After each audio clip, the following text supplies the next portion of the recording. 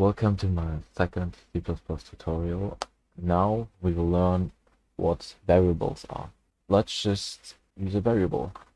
We will use an integer. An integer variable can store a whole number.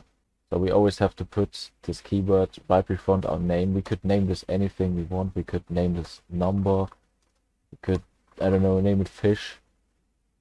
Yeah, that's great, fish. So x is equal to 5.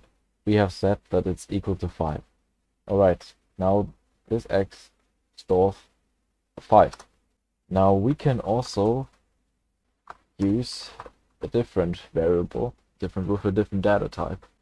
In our case here, it's a double data type. It can store something in a variable that we just talked about. It can store like those decimal numbers. And by the way, don't call it the same.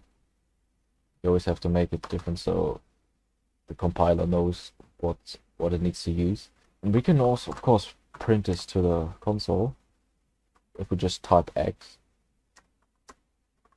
Talked about using endline. We can also print y.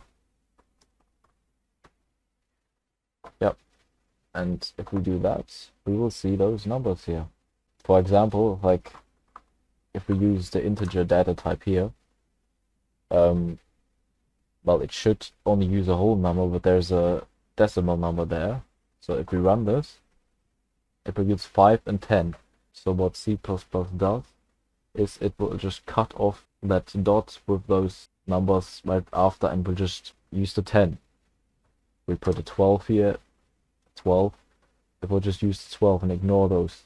But we want to use a double data type. There's another very important data type that we want to use, and that is a string. We just call it my string, and it will be equal to, I don't know, something, fish. Alright, and we cannot just use this data type, we have to include this string library up here. So what is a string? A string is a variable that can just store any text that you want to. Right, we can just also print that. What do we call it? My string. And line. Now, if we do that, we will see those two numbers and the fish.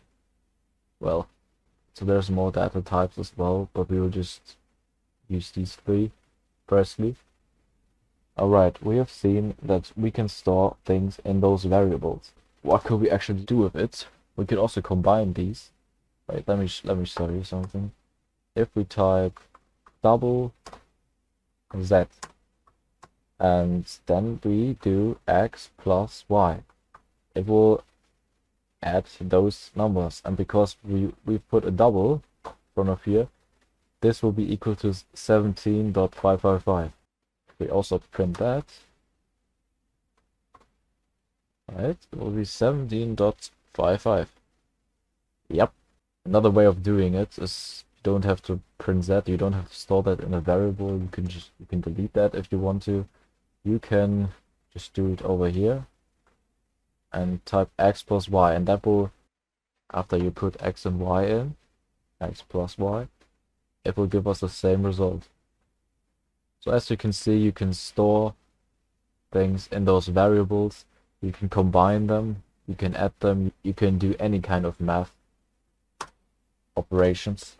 You could say double z equal to x divided by y, I don't know, x times y, and x minus y. There's also functions that you can use. So, for example, if you take the square root of 5 or whatever number you want to. But yeah, I will show you that later. Alright, this is a very important concept, and we will definitely use this all the time.